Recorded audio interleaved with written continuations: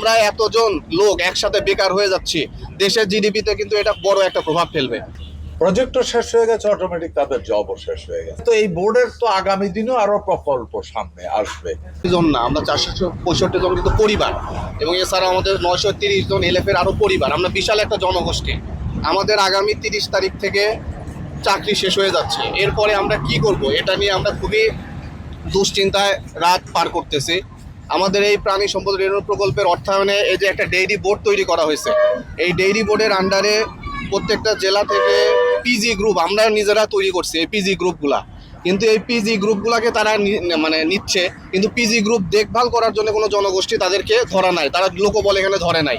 তো আমরা এখানে সরকারের তো উদ্দেশ্য, মানে বর্তমান সরকারের ম্যান্ডেট ছিল যে চাকরি নিশ্চয়তা দেওয়া। সেখানে আমরা এতজন লোক একসাথে বেকার হয়ে যাচ্ছি, দেশের জিডিপিতে কিন্তু এটা বড় একটা প্রভাব ফেলবে। আর আমরা 6 বছর ধরে এখানে নিরলসভাবে কাজ করে যাচ্ছি। করোনাকালীন সময়ে আমরা কাজ করে যাচ্ছি, টেকনিক্যাল সাপোর্ট দিচ্ছি, কৃমিনাশক থেকে শুরু করে ভ্যাকসিন। এখন অনেক দেশে দেখেন কুরবানির পশুর কিন্তু এখন অভাব নাই। আমরা কিন্তু এগুলোর পিছনে অনেক কাজ করছি, এগুলো আমাদের অবদান আছে।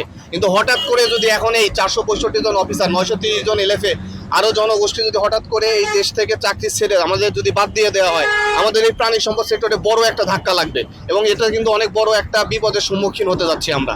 তো সরকারের কাছে আমাদের উদ্যত আহ্বান, আমাদের পারিবারিক জীবন, ব্যক্তিগত জীবন, দেশের কথা, উপজেলা প্রাণী সম্পদ অফিস, খামারিদের কথা, সবার কথা বিবেচনা করে হলেও আমাদের সবাইকে যাতে রাজস্বকরণের ভিতরে নিয়ে আসা হয়, অথবা এই ডেইরি বোর্ডের আন্ডারে নিয়ে এসে আমাদের লোকবল হিসেবে যাতে স্থায়ী নিয়োগের ব্যবস্থা করা হয়, অথবা যে কোনো একটা উপায়ে হলেও প্রাণী সম্পদ অধিদপ্তরে যাতে আমরা থেকে আমরা খামারিদের এই দেশের স্বার্থে কাজ করতে পারি। আমরা সরকারের কাছে এটুকুই আমাদের আহ্বান।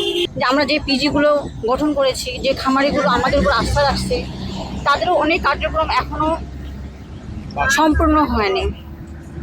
আমরা যেভাবে নিরলসভাবে, আমরা জানি আমরা প্রজেক্টের লোক, তবুও কিন্তু আমরা অনেক কাজ করেছি এই এলডিডিবি প্রজেক্ট থেকে। বর্তমানে আমরা থাকবো না, এটা আমাদের সবার জন্যই অনেক। আবার দেখা গেল দেশের যে উন্নয়ন, আমি বলবো দেশের যে উন্নয়ন হবে, এই যে এতগুলো প্রায় 1000-এর উপরে, প্রায় 1900 আমরা যে বেকার হয়ে যাচ্ছি, এটা কি জিডিপিতে কোনো পার্থক্য পড়বে না? আমাদের কি মানে এই যে আমাদের এতগুলো জনশক্তিকে আপনারা বাইরে ঠেলে দিচ্ছেন।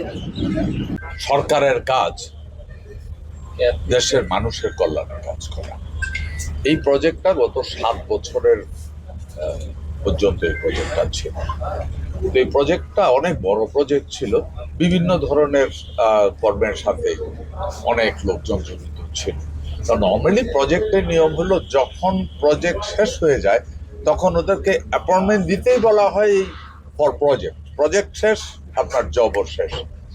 বাট প্রজেক্টও শেষ হয়ে গেছে, অটোমেটিক তাদের জবও শেষ হয়ে গেছে। আর আপনি যেটা বললেন, আমি এদেরকে এখানে ডেকে নিয়েছি। হ্যাঁ, এটা তো এই বোর্ডের তো আগামী দিনেও আরো প্রকল্প সামনে আসবে। আমার তাদের সাথে কথা বলা, তারা এখানে রোদ্রে দাঁড়িয়ে আছে, ভাই পেটের দাম তো সবাই আছে, সে দাঁড়িয়ে আছে। আমি তো এই সেক্টরের লোক, যেহেতু এই সেক্টরের মন্ত্রী, সুতরাং আমি তাদের কথাটা শুনতে চাই। আমরা চেষ্টা করব ফিউচারে যদি কোনোদিন এই ধরনের কোনো প্রজেক্ট যদি আসে, তাদের অভিজ্ঞতাটা যেন কাজে লাগাইতে পারি, ওইভাবে আমরা চিন্তা ভাবনা করবো।